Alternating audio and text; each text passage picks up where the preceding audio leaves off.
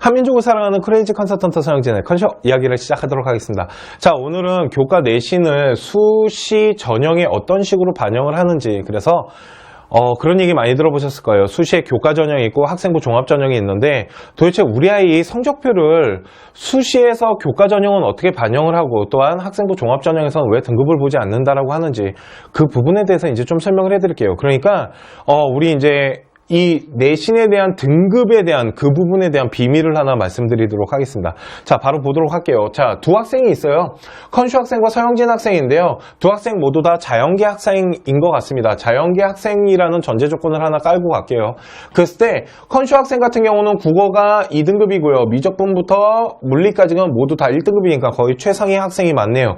단순 평균을 냈을 때 1.2등급이니까 거의 최상위권 학생이고요. 서영진 학생, 그렇다고 제가 그렇게 밀리진 않습니다. 자, 국어가 대신 단위수가 4단위입니다. 그러니까 컨슈 학생이랑 봤을 때 국어 단위수가 좀 높네요. 대신 이쪽 컨슈 학생은 미적분 수학 단위수가 하나가 더 높아서 이렇게 교차가 됐다라고 봤을 때, 우리가 자연계 학생으로 봤을 때 저도 2등급 걷다가 저는 미적분은 100점이 나와서 1등급이니까 우리 아이보다 어떻게 보면 훨씬 공부를 잘한 거지만 단순 내신 등급만으로 봤을 때는 똑같네요. 자, 그랬을 때 저 같은 경우도 1등급, 1등급, 1등급, 1등급. 그러니까 저도 최상위권, 일단 평균을 냈을 때, 단순 평균을 냈을 때 1.2등급이니까 거의 뭐 최상위권 학생이라고 보시면 될 것 같습니다. 이거보다 훨씬 좋은 학생들도 있겠죠. 올 1 찍는 아이들도 있을 테니까요.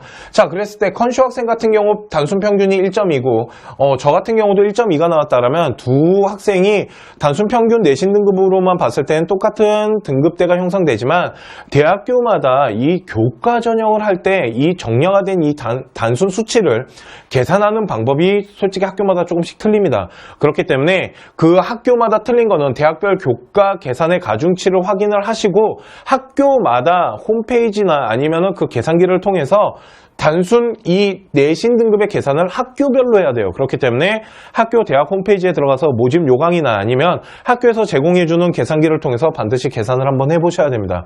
왜 그러면 학교마다 이 단순 평균이 좀 다르게 나올 수가 있어요. 자, 우리 학생 같은 경우는 이과 문과로, 그러니까 이과 학생이다 보니까 이과에 대한 가중치를 둬서 가중 평균을 냈더니, 컨슈 학생 같은 경우는 1.25등급이 나왔지만 저 같은 경우는 1.33등급까지 내려갔어요. 그 이유는 국어 단위수가 높게 평가된 부분이 컨슈 학생과 동일하게 나타났기 때문에, 저는 어떻게 보면 문과 쪽으로 집어넣었을 때는 우리 컨슈 학생보다 내신 등급이 더 높게 나올 수 있겠네요. 이해 가시나요? 왜 그러냐면 국어의 단위수, 일명 문과적인 단위수가 높고 수학에 대한 단위수가 낮다 보니까 자연계적으로 학교에서 가중치를 가지고 교과를 전형을 계산했을 때는 컨슈 학생이 저보다 유리한 성적대가 형성이 되고, 만약 합격선이 1.28등급이 컷이 당했다면 컨슈 학생은 합격했지만 저는 떨어졌겠네요. 단순적으로 봤을 때는 같은 학생처럼 보이지만 학교마다의 가중치가 다르다 보니까 이 부분은 학교 교과 전형을 지원할 때 그 학교에 맞게끔 잘 계산을 하셔야겠네요. 그렇기 때문에 같은 내신 등급이 나온다고 해도 학교마다의 그 가중치 계산법을 적용했을 때 우리 아이에게 유리한 학교가 있더라는 겁니다. 그렇기 때문에 나중에 교과 전형 준비하시는 우리 학생 여러분들은 학교별로 가중치를 하고요. 또한 지금 학교 홈페이지에 들어갔을 때 우리 학교는 어떠한 가중치를 좀 높게 갑니다. 그리고 어떠한 부분에 비중을 두고 계산을 해요 라는 부분이 있다면 그 부분을 체크를 하셔가지고 그 학과 공부를 더 중점적으로 해야 되고요. 보통은 단위수가 무조건 높다고 좋은 게 아니고요. 학교마다의 그 비중의 가중치를 잘 따져보셔야 된다는 게 첫 번째 성적표 분석하시는 방법인데, 지금 제가 보여드리는 거는 단순 내신 등급을 가지고 교과 전형을 준비하는 건데, 지금 교과 전형으로 가장 좋은 학교는 한양대학교 그리고 중앙대학교 정도 지원하실 수 있다라고 보시면 되고요. 서울대, 연대, 고대 같은 경우는 이 단순 내신 등급만으로는 선발하는 것은 아니다라고 생각하시면 됩니다.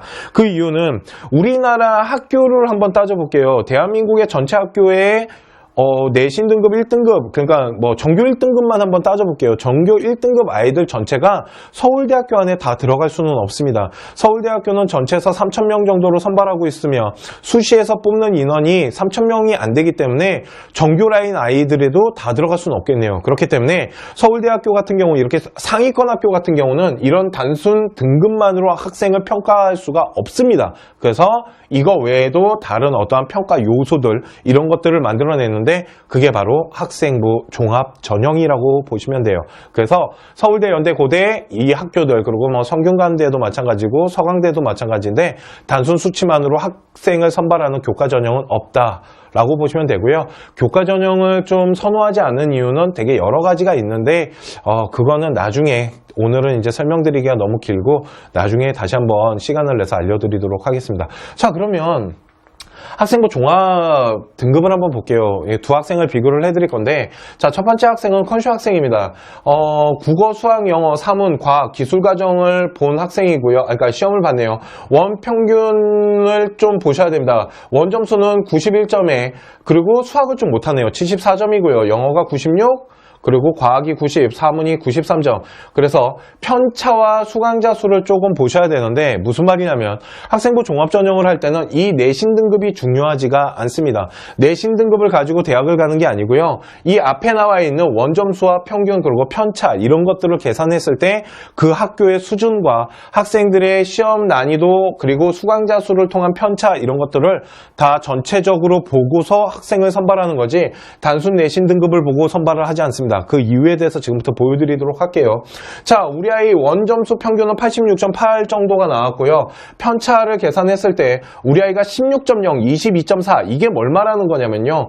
국어가 91점인데 평균점에 아이들이 얼만큼 분포되어 있는지에 대한 밀집도가 편차라고 보시면 돼요. 그래서 이 편차가 낮다라는 거는 평균점에 아이들이 그만큼 많이 몰려 있으니까 학교 수준이 그러니까 학교 수준뿐만 아니라 어떠한 이런 시험이나 아이들의 수준이 조금 높다라고 이제 생각을 하는데 그냥 좀 편하게 저희가 말씀드릴 때 컨쇼에서는 어떠한 이 편차의 기준선을 보통 15에서 12 사이로 잡습니다.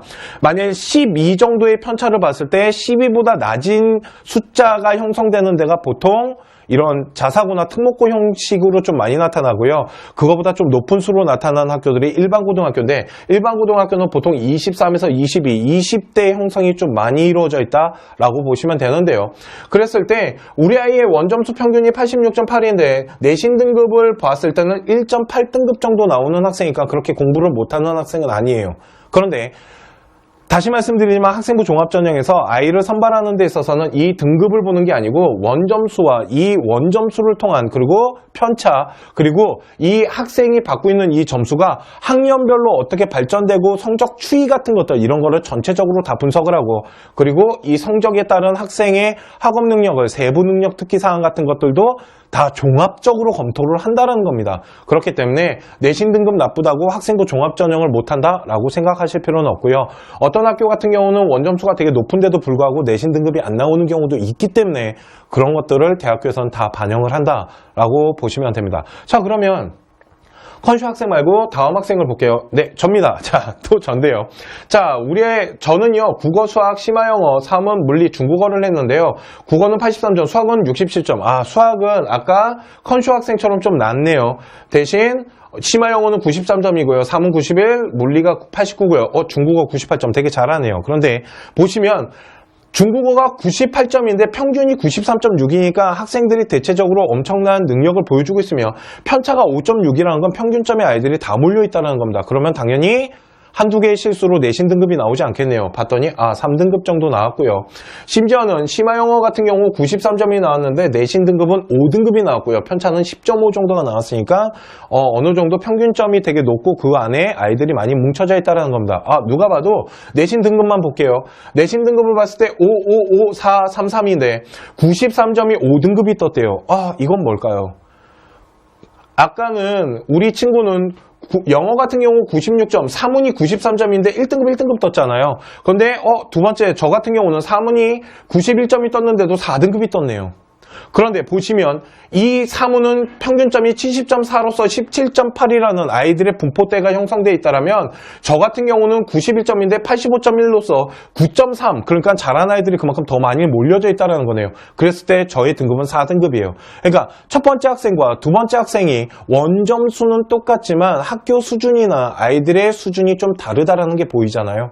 이해 가시나요? 네. 저는 특목고 학생인 겁니다. 외고 학생이라고 보시면 돼요. 중국어를 저 정도 하는 거 봤더니.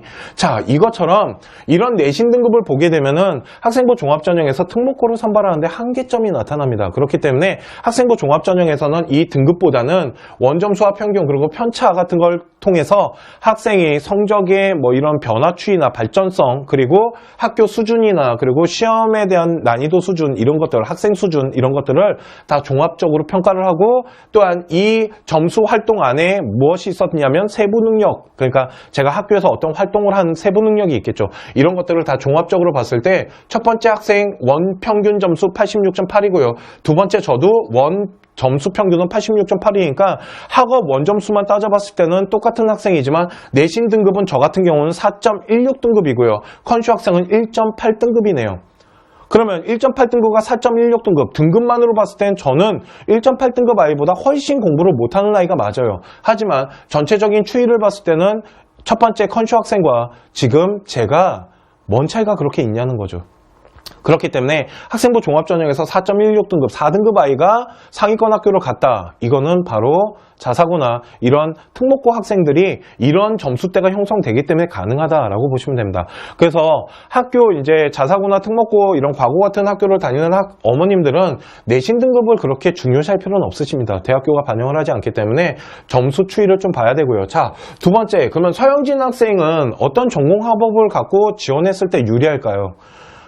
내신의 단순 등급, 이 내신의 등급만을 계산하는 게 아니고 전체적인 추이를 보다 보니까 국어 점수나 영어나 중국어 같은 경우 이런 어문계열 쪽에 수학보다는 훨씬 점수대가 형성이 됐다라면 저는 어문계열을 지원하는 게 좋을 것 같고 중국어 점수가 되게 높아요.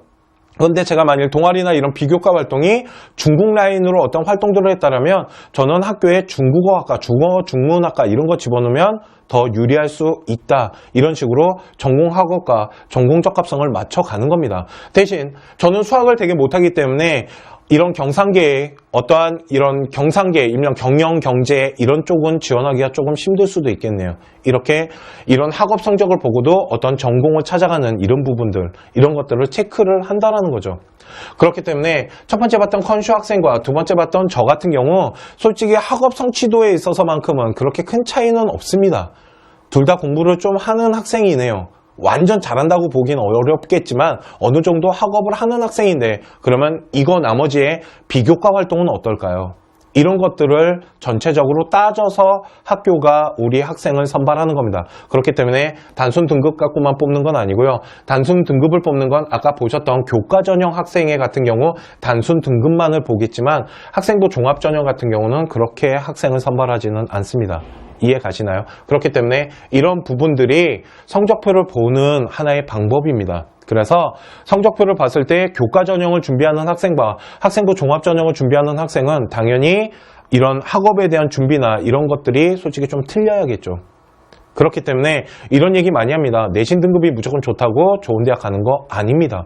공부만 잘한다고 좋은 대학 가는 시대가 끝났습니다. 라고 말씀드리는 이유가 이런 이유 때문인 겁니다. 이해 가시죠? 대신 공부를 잘하고 내신을 잘 받는 건 기본적 사항입니다. 학생부 종합전형을 하는 데도 있어서도 학생부 종합전형 같은 경우도 학업 역량에 대한 이런 학업에 대한 성적에 대한 부분 되게 높게 평가해요. 그러니까 공부를 못하는데 비교과를 많이 했다라 그래서 좋은 대학 가는 거 아닙니다. 종합적으로 평가했을 때 좋은 아이가 좋은 대학을 가겠죠. 그러다 보니까 학업 성적은 기본 사항이라고 보시면 되고요.